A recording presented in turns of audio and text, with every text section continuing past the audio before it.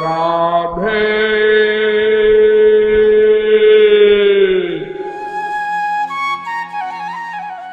राधे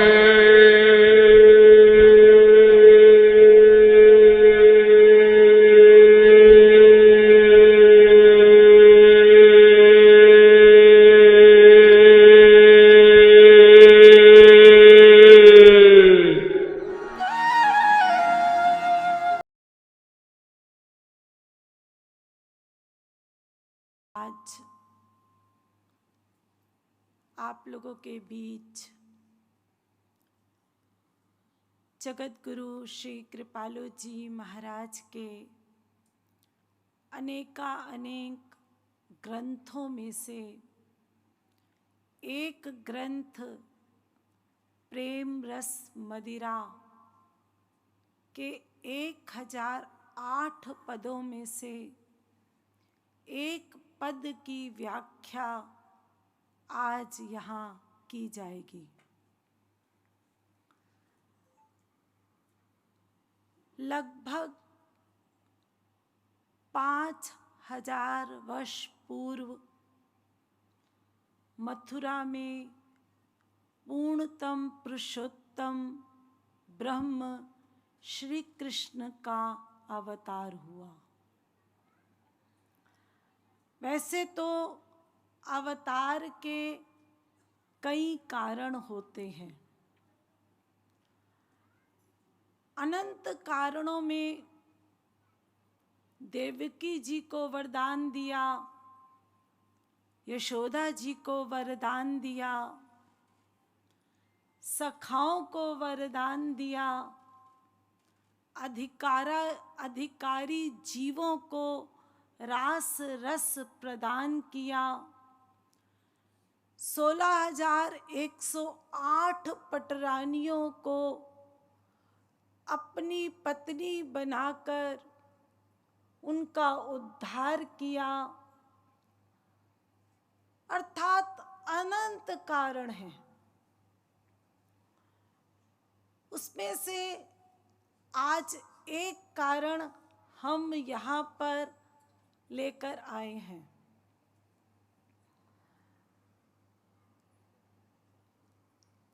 यहाँ पर अनादिकाल से एक विवाद चल रहा है। वह विवाद है ज्ञानियों में और भक्तों में। ज्ञानी कहता है ब्रह्म निराकार ही है, कुछ कहते हैं ब्रह्म साकार ही है। दो बातें हैं। जबकि यहाँ पर भी की जगह हम सब जानते हैं कि अनादिकाल से लोगों ने ही लगा रखा है। यानी कुछ कह रहे हैं कि भगवान निराकार ही है, कुछ कहते हैं भगवान साकार ही है। ये भी और ही का झगड़ा है। इस झगड़े को आज हमने निपटाना है।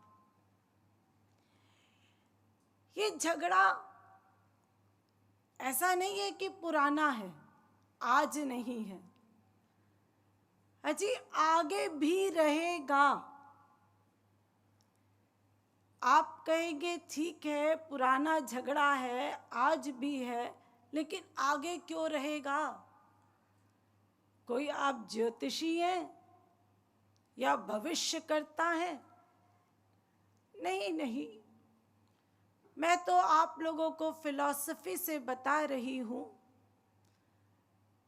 कि सृष्टि का कारण ही अज्ञान है और अज्ञान समस्त जीवों पर हावी है, क्योंकि हम पर माया का अधिकार है।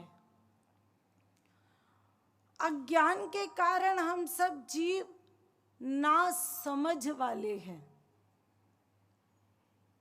इसी के कारण ये झगड़ा चलेगा। तो भगवान ने कहा भाई अवतार लिया है तो इस झगड़े को भी हम लोग निपटा देते हैं।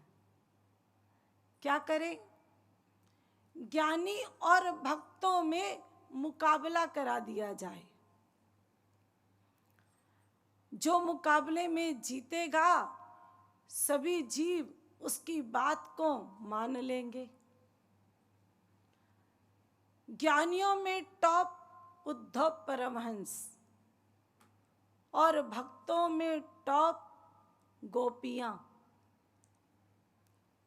अब इन दोनों का मुकाबला होना चाहिए, लेकिन मुकाबला कैसे हो?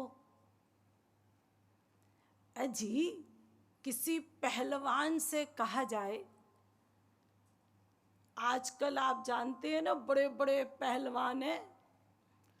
अभी ओलंपिक गेम में एक पहलवान हमारे यहाँ का भी पदक लेके आया है, अमन सहरावत। उससे बोला जाए भाई तुम एक टीवी के मरीज से कुश्ती करो, वो कहेगा पागल हो क्या? अरे साधारण पहलवान भी इससे कुश्ती ना करे। तो ऐसे ही ज्ञानियों में टॉप उद्धव परमहंस। अगर भगवान श्री कृष्ण कहते कि जाओ भाई गोपियों के पास ज्ञान से भी आगे कुछ है, ये पता करके आओ, रोक दो इनको। तो वो कहता जी क्या बात करते हैं, ये अनपढ़ बेपढ़ी लिखी गोपियां। हे श्री कृष्ण तुम मेरे सखा हो, अरे मुकाबला ही कराना है तो 19-20 का मुकाबला कराओ, मैं इन गोपियों से मुकाबला करूंगा। तो भगवान श्री कृष्ण आप जानते टेढ़े हैं, इनकी कोई भी चीज सीधी है ही नहीं। तो उन्होंने वक्र गति को अपनाया और कहा उद्धव तुम मेरा एक काम कर दो, तुम ज्ञान मार्गी हो ना, वृंदावन चले जाओ। कुछ प्रेम मार्गी गोपियां मुझसे प्रेम करती हैं और इतना प्रेम करती हैं कि आज मेरे लिए मर जाने को तैयार हैं, रोती हैं, बिलखती हैं। अब प्रेम मार्ग में तो वो मुझे प्रियतम मानती हैं, इसलिए मैं उनको कुछ कह नहीं सकता। लेकिन तुम ज्ञान मार्गी हो, जाकर समझा दो। अरे किसके लिए रोती हो? ये जीव ही ब्रह्म है और गुरु रूप में बिना ज्ञान के तो काम होता नहीं, तो जाके ज्ञान दे आओ। उद्धव ने कहा हाँ ज्ञान देना तो अच्छी बात है, जाना चाहिए। उद्धव वृंदावन चले गए। वृंदावन जाकर गोपियों को ज्ञान दिया। वृंदावन में उस समय थ्योरेटिकल प्रैक्टिकल इन दोनों का मुकाबला, फिजिकल स्पिरिचुअल दोनों का मुकाबला चल रहा है। सारा ज्ञान दे दिया, सदा के लिए दे दिया। गुरु के बिना ज्ञान तो मिलता नहीं, इसलिए गोपियों को गुरु बना लिया। भगवान सोच रहे थे अरे उद्धव कहेगा कि हमने ज्ञान देने के लिए भेजा था, लेकिन प्रेम लाने को तो नहीं कहा। उद्धव कहेगा, जी ये गोपियों ने फिर प्रेम क्यों दे दिया? तो भगवान ने कहा, अरे कहेगा तो कह देंगे भाई, जब आनंद मिलता है तो दुख अपने आप चला जाता है। तो जब तुमने ज्ञान दिया तो फिर तुमको आनंद और प्रेम तो मिलेगा ही। लेकिन ऐसी नौबत आई नहीं। उद्धव ने तो आकर ठाकुर जी से कहा, धन्य धन्य ब्रजनार माधो, धन्य धन्य 2 बार कहा। अरे एक बार ही धन्यवाद दे देता, लेकिन नहीं, जब प्रेम की अतिशयता होती है तो बार बार कहा जाता है। भगवान ने कहा, क्या हुआ? उद्धव ने कहा, पट्टी मत पढ़ाओ, जो तुमने किया बहुत अच्छा किया। अच्छा बताओ तो गोपियां कैसी हैं? उद्धव ने कहा कि पहले तो मैं अपना हाल बताऊंगा, फिर अपनी गुरु गोपियों का हाल बताऊंगा। उद्धव ने गोपियों का हाल बताया कि उनका तो एक एक रोम हे श्री कृष्ण तुमसे उलझा हुआ है। 5 ज्ञानेंद्रियां होती हैं हमारी, शब्द, स्पर्श, रूप, रस, गंध। यानी देखने की इच्छा, सुनने की इच्छा, गंध लेने की इच्छा, रस लेने की इच्छा और स्पर्श करने की। ये जो 5वीं ज्ञानेंद्रिय है स्पर्श, इसमें रहस्य है। ये पूरे शरीर से होती है, क्योंकि हमारे पूरे शरीर में रोए हैं, रोम रोम है। हम पूरे शरीर से स्पर्श करते हैं। माँ बाप, बेटा, स्त्री, पति, इन्हीं 5 ज्ञानेंद्रियों में त्वचा वाली ज्ञानेंद्री, कुछ पैर छूते हैं तो उसका स्पर्श मिलता है, उसमें आनंद मिलता है। कुछ को आप गले चिपटा लेते हैं, उसमें आनंद मिलता है। लेकिन गोपियां तो माधुर्य भाव से प्यार करती हैं, इसलिए गोपियां संपूर्ण श्री कृष्ण का आलिंगन प्राप्त किए हुए हैं। इसलिए उनको संपूर्ण श्री कृष्ण का आनंद मिल रहा है। और ऐसी समाधि है गोपियों की जो अपने आप हो जाती है। 2 प्रकार की समाधियां होती हैं, एक संप्रज्ञात समाधि, एक असंप्रज्ञात समाधि। योगियों की समाधि में बहुत प्रयत्न करना पड़ता है। आप जानते हैं, यम, नियम, आसन, प्राणायाम, प्रत्याहार, ध्यान, धारणा, समाधि। लास्ट क्लास है समाधि की।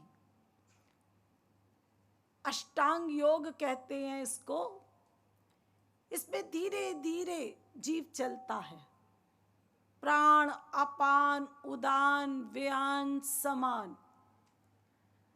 यानी अंतःकरण में सविकल्प, निर्विकल्प उपाधि वहां तक पहुंचाया जाता है। लेकिन जो प्रेम मार्ग की समाधि है, इसके लिए कोई प्रयत्न नहीं करना पड़ता, ये अपने आप हो जाती है। जैसे गोपियों की समाधि अपने आप हो गई थी।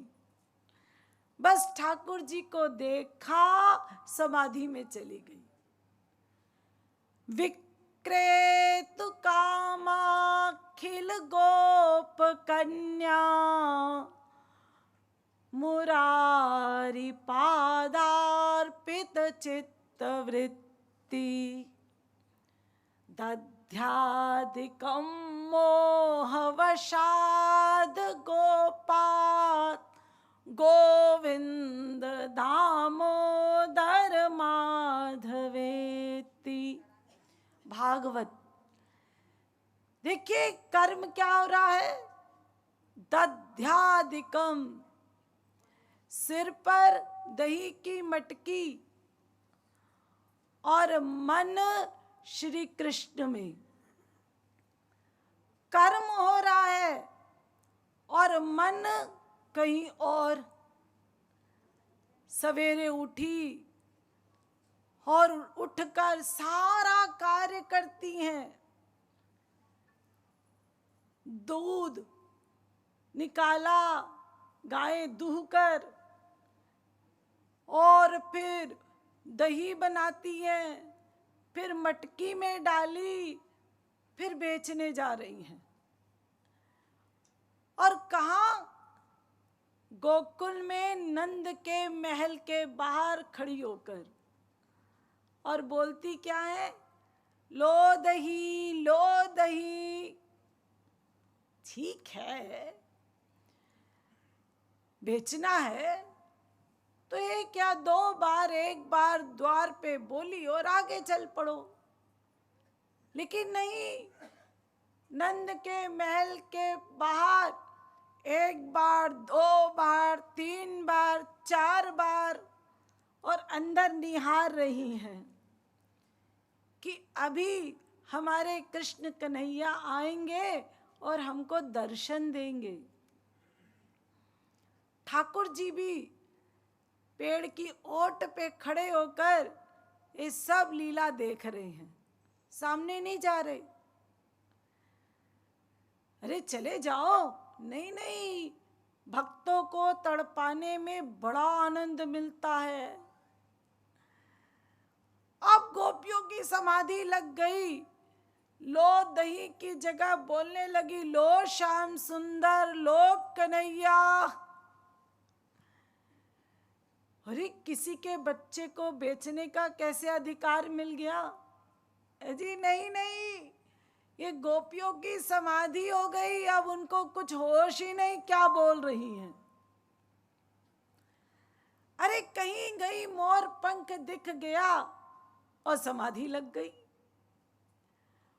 वंशीवट में जाकर ठाकुर जी की वंशी की धुन सुनाई दी, समाधि लग गई। जमुना जी में जल भर रही है और जल में ठाकुर जी को देख रही है और समाधि लग गई। प्रेम मार्ग में समाधि अपने आप लग जाती है भक्तों की। उल्टा ये गोपियां तो प्रयत्न करती हैं कि किसी भी प्रकार हमारी समाधि ना लगे, क्योंकि इतना काम करना है गृहस्थी का। खाली एक काम थोड़े ही है जो दही बेचने जाए, बाल बच्चे भी हैं, भोजन भी पकाना है। आजकल तो भोजन पकाना बहुत सरल है। पुराने समय में तो धान में कूटना, फिर गेहूं पीसना, फिर भोजन बनाना, रोटी बनाना, मसाला पीसना, गोबर लीपना, ये कितने काम होते थे। क्योंकि गोपियां तो कर्म योगी हैं, कर्म सन्यासी तो है नहीं, इसलिए उनको गृहस्थ का सारा काम करना है। इससे वो प्रयत्न करती है कि हमारी समाधि ना लगे। जबकि ज्ञानी ब्रह्म की उपासना करता है, योगी परमात्मा की उपासना करता है, और भक्त भगवान की उपासना करता है। जो ज्ञानी होता है वो ब्रह्म को दूर से देखता है, यानी निराकार लाइट जो परमात्मा होता है, योगियों का वो समीप से दर्शन करता है। लेकिन भक्तों का भगवान हर इंद्रियों से भक्त भगवान का रस लेता है। गवारी भाषा में समझ लीजिए, जैसे आप आम को देखते हैं, दुकान में आम देखा दूर से, ये है ज्ञानियों का ब्रह्म, दूर से देखो, और फिर आपने आम अपने हाथ पे ले लिया, हाँ बढ़िया है। ये कौन हो गया? समीप से योगियों का परमात्मा। और फिर आम को खाया, रस लिया, ये कौन है? भक्तों का भगवान। तो गोपियां तो हर रोम रोम से ठाकुर जी का रसास्वादन करती हैं। उद्धव कहते हैं रोम रोम आपसे उलझा हुआ है इनका। और दूसरी बात, आप तो कह रहे थे कि ये गोपियां रो रही होंगी, बिलख रही होंगी। हाँ हाँ, जिसके पाने पर आपको जितना सुख मिलता है, उसके वियोग में आपको उतना ही दुख मिलता है। हमारे संसार की तो यही फिलॉसफी है, यानी सुख और दुख ये दोनों पहलू मिलते हैं। अरे आप लोग यहाँ आए हैं, आज जन्माष्टमी है, आज आपको कीर्तन का भी आनंद मिल रहा है, ठाकुर जी के दर्शन का भी आनंद मिल रहा है। रात को आप लोग नाचेंगे, गाएंगे, ठाकुर जी का बर्थडे बनाएंगे, कितना आनंद मिलेगा। और जब आप घर जाएंगे तो इस आनंद का चिंतन करेंगे और कहेंगे कितना कल मजा आ रहा था। सोच सोच के आप, हो सकता है कुछ लोग इस रस को दोबारा पाने के लिए आंसू भी बहाते हो। कुछ ही ऐसे सरफिरे होते हैं, वो कहते हैं अरे क्या जन्माष्टमी होती है, क्या धूम धड़क्का होता है, ये क्या चीजें हैं। ये कम लोग होते हैं। यहाँ पर तो जितने लोग बैठे हैं वो खूब आनंद लेते हैं। तो उस आनंद को जितना पाने में रस मिलता है, फिर आपको वियोग भी मिलता है। तो ऐसे गोपियों को जब इतना आनंद मिल रहा है, और ये आनंद की कक्षाएं भी सबसे ऊंची हैं, भक्तों में भी आनंद की कक्षाएं होती हैं, और गोपियां तो माधुर भाव की हैं, जो सबसे ऊंची कक्षा है। तो दुख भी सबसे ऊंचा होना चाहिए वियोग का। लेकिन उद्धव कहता है जब मैं वहां गया तो मैंने क्या देखा, गोपियों को कोई दुख नहीं है। अरे बिल्कुल नॉर्मल जैसी थी। क्यों? क्योंकि माधव उनको तो साक्षात तुम निरंतर उनके पास रहते हो। साधना में 2 क्लासेस होती हैं, एक साधन भक्ति, दूसरी भाव भक्ति। साधन भक्ति में मन श्री कृष्ण में लगाया जाता है, जो हम लोग कर रहे हैं। हमारा मन श्री कृष्ण में लगता नहीं है, जबरदस्ती हमको लगाना पड़ता है, और फिर संसार में आ जाता है, फिर लगाते हैं, फिर आ जाता है संसार में। और भाव भक्ति में मन श्री कृष्ण में लग जाता है। भाव भक्ति का कमाल ये है कि साक्षात श्री कृष्ण दिखाई पड़ते हैं। आपने सुना होगा ना, आज से 100 साल पहले वृंदावन के एक रसिक संत जब वे समाधि में थे तो उनको श्री कृष्ण सामने दिखे। वे श्री कृष्ण को पकड़ने के लिए दौड़े। जैसे दौड़े तो भाव भक्ति में ऐसा अनुभव होता है श्री कृष्ण है, लेकिन होते नहीं। समाधि खुल गई, श्री कृष्ण गायब। अजी जब थे ही नहीं तो गायब कहां से होना था? वो तो समाधि में दर्शन होते हैं, अनुभव होता है। तो इसका मतलब क्या गोपियों को श्री कृष्ण ऐसे दिखते थे जैसे भाव भक्ति में दिखते हैं? भाव भक्ति में तो हम सोचते हैं हाँ पा गए पा गए पा गए, लेकिन ये तो रूप ध्यान दृढ़ किया जा रहा है। जितना रूप ध्यान दृढ़ होता है वैसा अनुभव होता है। ये तो भाव भक्ति की क्लास है।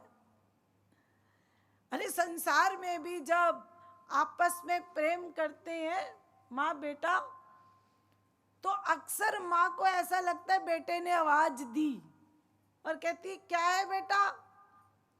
वो कहता है मम्मी मैंने आवाज नहीं दी। अरे तूने दी तो है। अरे मम्मी मैंने नहीं दी। माँ कहती है अरे पागल समझता है, मैंने सुना है अपने कान से तूने आवाज दी। यानी संसार में भी हम इतना चिंतन करते हैं तो वो दृढ़ हो जाता है चिंतन। ऐसे ही रूप ध्यान जब दृढ़ हो जाता है तब भाव भक्ति में श्री कृष्ण सामने दिखाई देते हैं, अनुभव मात्र। अभी प्रेमा भक्ति नहीं मिली, लेकिन गोपियां तो सबसे ऊंची क्लास की हैं, इसलिए उनका कोई रूप ध्यान नहीं है। उनको तो साक्षात श्री कृष्ण दिखते हैं और हर इंद्रियों से उनका रस प्राप्त करती हैं ये। इसलिए इनका वियोग कैसे हो सकता है? देखिए एक बात सदा याद रखिएगा, जो मिलकर बिछड़ जाए वो संसार है, जो मिलकर कभी ना बिछड़े वो भगवान है। यानी एक बार भगवान को पा लिया तो सदा के लिए पा लिया, फिर कुछ नहीं पाना। एक बार पा लिया। आप लोग बोलते हैं ना राधे राधे बोल श्याम, भाजे चले आएंगे, एक बार आ गए तो कभू नहीं जाएंगे। यानी भगवत प्राप्ति के बाद आप प्राप्ति नहीं होती। आनंद मिलने के बाद दुख हावी नहीं होगा। ज्ञान हो जाने के बाद अज्ञान का अधिकार नहीं हो सकता। भगवान के ऊपर माया का आधिपत्य नहीं हो सकता। दूसरी साइंस, भगवान को पाने के लिए केवल एक उपाय है, प्रेम। एक साधन है प्रेम, एक शक्ति है प्रेम, एक पावर है प्रेम। इसके अलावा कोई रास्ता नहीं है।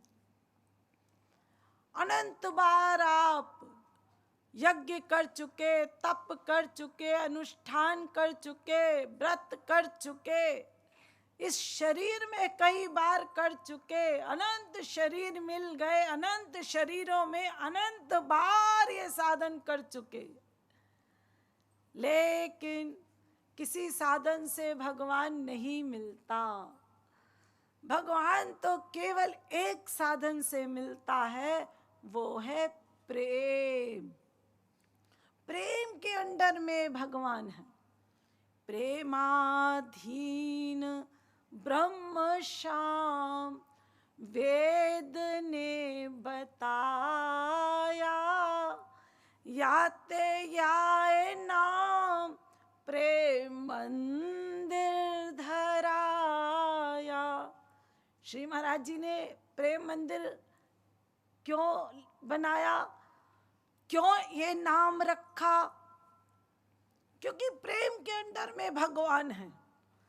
जब प्रेम मिल गया फिर कुछ नहीं करना।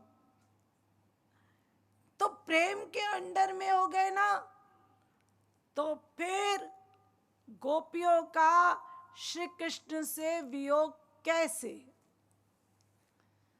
अजी वियोग का तो मतलब ही नहीं है।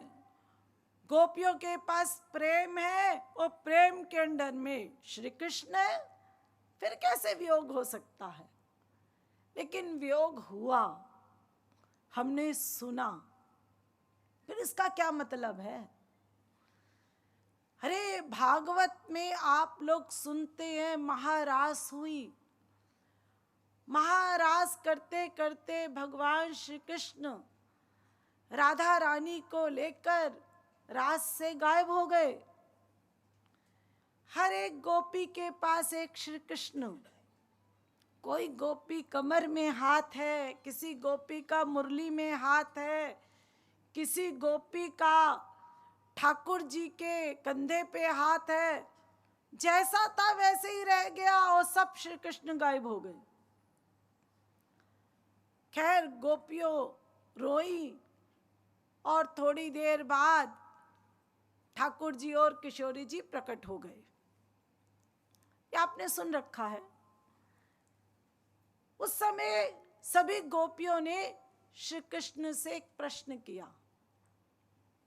गोपियां कौन है? वेद की ऋचाएं, कोई साधारण नहीं है। अरे बड़े दंड कारण के ऋषि मुनि ब्रह्मचारी युगों से जो तप कर रहे थे प्रेम पाने के लिए, वो गोपियां आज वो प्रश्न कर रही हैं। ठीक है, लेकिन उत्तर देने वाले भी तो वो ब्रह्म श्री कृष्ण है, पूर्णतम पुरुषोत्तम। क्या प्रश्न?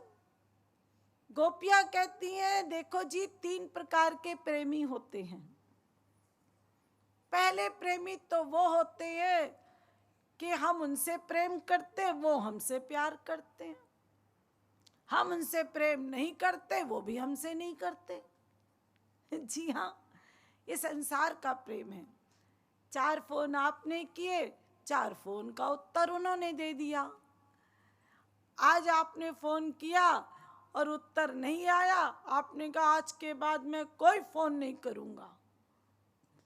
ये प्रेम थोड़ा ही है, बिजनेस है, लेन देन का व्यवहार है। तो एक तो प्रेमी ये हो गए। दूसरे प्रेमी वो किसी से नहीं प्रेम करते और दूसरी पार्टी उनसे प्यार कर रही है। ये होता है माँ बेटे का प्रेम। नवजात शिशु जब पैदा होता है तो माँ उससे प्यार करती है। अगर शिशु मर गया तो माँ रोती है, बिलखती है। लेकिन मान लो माँ मर गई तो शिशु को कोई फर्क नहीं, वो वैसे ही किलकारी मारता रहता है, क्योंकि अभी वो प्रेम जानता ही नहीं। तो दूसरे तो वो लोग हैं। तीसरे, उनसे कोई प्यार करे चाहे ना करे, वो किसी से प्रेम नहीं करते। तो हे श्री कृष्ण, आप इन 3 प्रेमियों से कौन हैं? आज हमको स्पष्ट करके बताइए। तो ठाकुर जी ने कहा अरे प्रश्न तो बड़ा जटिल है, लेकिन उत्तर तो देना पड़ेगा, गोपियों का है। तो उन्होंने कहा देखो गोपियों, मैं इन तीनों में से कोई नहीं हूं, मैं तो चौथा प्रकार का हूं। चौथा प्रकार का कौन सा है? तो प्रभु बोले यथा धनो लब्धनने विनष्टे तच्चिन्तयान्यन्निभृतो न वेद। भागवत। जैसे कोई व्यक्ति गरीब है, उसको अचानक धन मिल जाए, लॉटरी निकल जाए तो कितना प्रसन्न होता है। अरे किसी के पास साइकिल खरीदने को नहीं है और आज उसके पास महल हो गया, गाड़ी हो गई, तो वो कैसा होता है? अरे जैसा बौरा गया हो। गर्मी है और किसी को आप एयर कंडीशन में बिठा दीजिए, जिसके पास 2 रुपया भी नहीं है, वह जाता है जब मार्केट तो पैदल, रिक्शे का भी पैसा नहीं है, और उसको आपने एयर कंडीशन में बिठाया तो कहता आनंद आ गया। और यदि कोई अमीर है जिसके पास 10 गाड़ी है और वो 11वीं गाड़ी लाता है तो उसको उतना आनंद नहीं आता जितने गरीब से अमीर बनने वाले को आनंद आता है। और अमीर होने के बाद अगर वह गरीब हो गया तो क्या करता है? अपने किसी गरीब दोस्त के पास बैठकर अमीरी का चिंतन करता है। अरे पहले मेरे पास ये था, अरे पहले वो था, बड़ी बड़ी बातें करेगा, यानी पुरानी चीज का आनंद लेता रहता है। तो ठाकुर जी कहते, देखो गोपियों, ना हम तो सख्यो भजतोपि जंतु न भजाम्य मीशा मनुवृत्ति वृत्तये। भागवत। मैं प्रेम करने वालों से प्रेम नहीं करता। गोपियां कहती, क्या कह रहे हैं आप? गीता में तो आपने कहा ये यथा माम प्रपद्यन्ते तांस तथैव भजाम्यहम्। जो जीव जितने प्रतिशत मुझसे प्रेम करेगा मैं उससे उतने प्रतिशत प्रेम करूंगा। और आज बोल रहे हैं ना हम तु सख्यो भजतोपि जंतु न भजाम्यम। जो मुझसे भजता है मुझसे प्रेम नहीं करता। ठाकुर जी कहते हैं, अरे रुको रुको रुको, अरे मुझे पूरी बात तो करने दो। मैं उनसे प्रेम तो करता हूं लेकिन इंद्रियों से व्यवहार नहीं करता। आंतरिक प्रेम करते हैं भगवान। भगवान के प्रेम का 3 व्यवहार होता है।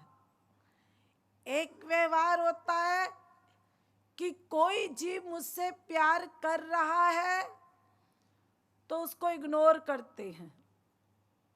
हाँ हाँ, आप ठाकुर जी से अथाह प्रेम करते हैं, गोपियां अथाह प्रेम कर रही हैं, रास कर रही हैं, और ठाकुर जी रास से गायब हो गए। अरे हम तो प्यार कर रहे हैं, आपको प्यार का उत्तर देना चाहिए ना, और आप तो गायब हो रहे हैं। यानी जब कोई जीव भगवान से प्रेम करता है तो भगवान उसको बाहरी क्रिया में इग्नोर कर देते हैं, भीतर ही भीतर उसको देखते रहते हैं कि ये क्या सोच रहा है, क्या ये इस परीक्षा में पास होगा कि नहीं होगा।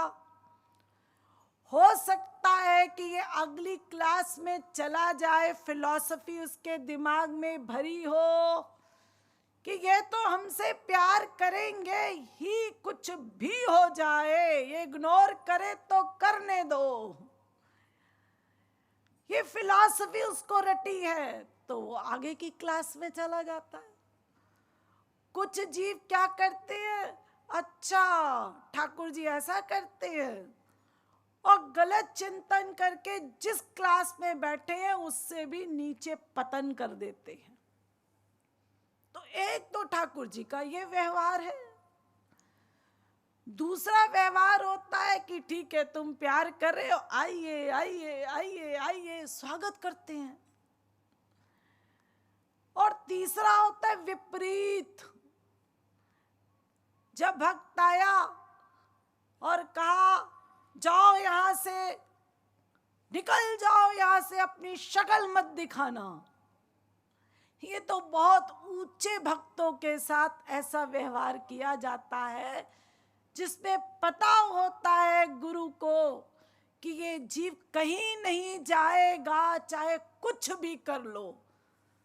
तो वो अंतिम जो क्लास होती है, उस क्लास में गुरु और भगवान परीक्षा लेते हैं। तो ये 3 प्रकार का व्यवहार होता है। तो देखो गोपियों, यथा धनो लब्धनने विनष्टे। जब किसी को धन मिलता है तो वो जीव कितना प्रसन्न होता है।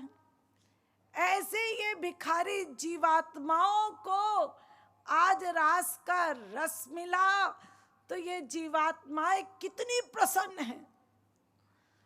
और जब मैंने इनको ये वियोग दिया, यानी मैं रास से गायब हुआ, तो उन्होंने उस रस का चिंतन किया और उस चिंतन से उनके रस में वृद्धि हुई। यानी रस वृद्धि करने के लिए मैंने ये लीला रची। संयोग वियोग, संजोग वियोग, ये भगवान देते हैं क्योंकि हमारे रस में वृद्धि हो, इसलिए देते हैं भगवान। अगर हम फिलॉसफी को समझे रहे तो हम कभी नहीं गिरेंगे। कबीरदास जी गुरु रामानंद जी के पास गए और बोले, हम आपको अपना गुरु बनाना चाहते हैं। तो रामानंद जी ने भी परीक्षा ली। उसने कहा, कौन है तू? हिंदू है कि मुसलमान है, तेरी जात पात का पता नहीं, मैं तुझे शिष्य नहीं बनाता, भाग। कबीरदास जी कहते, गुरुजी मैंने आपका प्रवचन सुन रखा है, मुझे पता है कि अगर मैंने आपको गुरु बना लिया और हृदय से मैं शरणागत हो गया तो आपको शिष्य बनाना पड़ेगा। जी हाँ, कबीरदास जी ने बनाया, शरणागति की परीक्षा में पास हो गए। रामानंद जी ने कहा, हाँ आप ठीक है, आजा आजा शिष्य बन जा। तो यानी वास्तविक महापुरुष, उसको हम गुरु बना लें तो वो हमारा ठेका ले लेते हैं। जो जीव शरणागत होता है, ध्यान रखिएगा, उस जीव का योगक्षेम करते हैं। ऐसे नहीं कि आप कह दे, गुरुजी बस आशीर्वाद दे दीजिए, काम बन जाए हमारा। अगर आशीर्वाद से काम बनना होता तो इतने संत महापुरुष इस पृथ्वी में आए, सूरदास, कबीरदास, नानक जी, तुकाराम, ये सब आशीर्वाद दे देते हमको, बच्चों तुम्हारा काम बन जाए। अरे भगवान भी इस पृथ्वी में आए तो भगवान ने भी ये काम नहीं किया। क्यों? क्योंकि शरणागति करनी पड़ेगी, तब काम होगा। तो 3 प्रकार का व्यवहार भगवान करते हैं, गुरु करते हैं। जो जीव इस फिलॉसफी को समझा रहता है, उसके प्रेम में वृद्धि होती जाती है। तो ठाकुर जी कहते, मैं 4था प्रकार का हूं। जी हाँ, इसलिए तो यहाँ पे कह रहे, धन्य धन्य ब्रजनार माधो, जिनके रोम रोम उरझानो, सगुण ब्रह्म साकार माधो। सात्विक भाव 8 इनके, वो सात्विक भाव जिनमें एक साथ प्रकट होते हैं। प्रकटत नित एक साथ माधो। सहज समाधि सदा इन सब की, देखी गई बलिहार माधो। इन्हीं चेतना चेतन सब जग, दीखत नंद कुमार माधो। अरे इनके अंदर ये चेतन अचेतन पेड़ पौधे पशु पक्षी सब में श्री कृष्ण देखती हैं। ऐसा सात्विक भाव इनके अंदर से प्रकट होता है कि उस सात्विक भाव को ये छिपाती हैं। प्रेम की रीति होती है गोपनीयम गोपनीयम गोपनीयम प्रयत्नतः। ये कर्म योगी हैं, इससे ये प्रेम को छिपा रही हैं ताकि कोई जानने ना पाए हम श्री कृष्ण से कितना प्यार करते हैं। यही तो हम लोगों को करना है। गृहस्थ में रह के क्रियात्मक साधना करनी है, जैसे गोपियों ने की थी। शरीर से सारा गृहस्थ का कार्य किया और मन निरंतर श्री कृष्ण में लगाए रखा। निरंतर इस कर्मयोग की साधना में दो बातों का हमें विशेष ध्यान रखना चाहिए। नंबर 1, आहार। हमको ऐसा भोजन करना चाहिए जिससे हमारे अंदर सात्विक विचार पैदा हों। और सात्विक विचार जब होंगे तब आपका मन भगवान में लगेगा। ऐसा नहीं करना कि अजी खाना छोड़ दो, हठ कर लो, अजी भगवान को प्राप्त करके छोड़ेंगे। भगवान हठ से नहीं मिलते, भगवान प्रेम से मिलते हैं। जीने के लिए खाना है, खाने के लिए नहीं हमको जीना। गीता में भी लिखा है युक्ताहार विहारस्य। साधक को अपने आहार पर विशेष ध्यान देना है। समय पे खाना है, अच्छा खाना है। ठीक है, अभी आप यंग हैं, आप पे बहुत कृपा हो गई है, आपको सत्संग भी मिल रहा है, प्रवचन भी मिल रहा है। आप शरीर के मामले में लापरवाह हैं। ठीक है, अभी लापरवाही आप कर सकते हैं, यंग है ना। जब समय मिलेगा भक्ति करने के लिए, संसारिक कार्यों से आप निवृत्त हो जाएंगे और आपका मन करेगा अब हम साधना करें, क्योंकि हमने इतने साल से सुन रखा है कि साधना के बिना कुछ नहीं मिलना। आपका मन कर रहा होगा साधना के लिए, लेकिन शरीर जवाब दे देगा। तब आप रोएंगे कि काश मैंने उस समय शरीर पे ध्यान दिया होता तो आज मैं साधना अच्छी कर लेता। तो जिनका समय निकल गया तो वो बात अलग है, लेकिन जिन बच्चों का भी समय है, श्री महाराज जी बार बार कहते थे कि शरीर का ध्यान रखो, अच्छा खाओ, ऐसा खाओ जो आपके शरीर में लगे, आपके अंदर शरीर में एनर्जी आए, आगे तक आपको इसका लाभ मिले। तो आहार का ध्यान रखना है कर्मयोगी को। दूसरा, व्यवहार का। ये बड़ा खतरनाक है। हमको ठीक ठीक व्यवहार करना है। कम बोलना है, मीठा बोलना है। ज्यादा बोलते हैं, इससे नुकसान होता है। अपना भी नुकसान करते हैं, दूसरे का भी नुकसान करते हैं। अरे आपके संस्कार बदलते रहते हैं। कभी आपके संस्कारों में अच्छा अच्छा चिंतन होता है, कभी कुछ जन्मों के पुराने गंदे संस्कार आते हैं तो बुरा बुरा चिंतन आता है।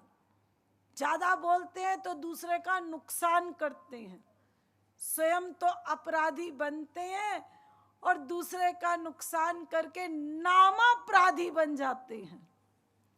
इसलिए कम बोलेंगे तो अपना ही नुकसान करेंगे, और जब परिस्थिति बदलेगी, साधना बढ़ जाएगी, तो आप अपना सुधार भी कर लेंगे। तो आपको कम बोलना है, मधुर बोलना है। इससे बड़ी बात, जब कोई दूसरा मधुर बोले तो उसके जाल में नहीं फंसना। हम लोग अपने आप को बहुत सयाना समझते हैं। हम जब एक्टिंग करते हैं तो सोचते हैं हा हा हा हा ये कुछ नहीं जानता, लेकिन जब दूसरा एक्टिंग करता है तो हम उसको फैक्ट समझ लेते हैं और उस जाल में फंस जाते हैं। तो हमको दूसरे के भी इस जाल से बचना है और अपने को मधुर व्यवहार करना है।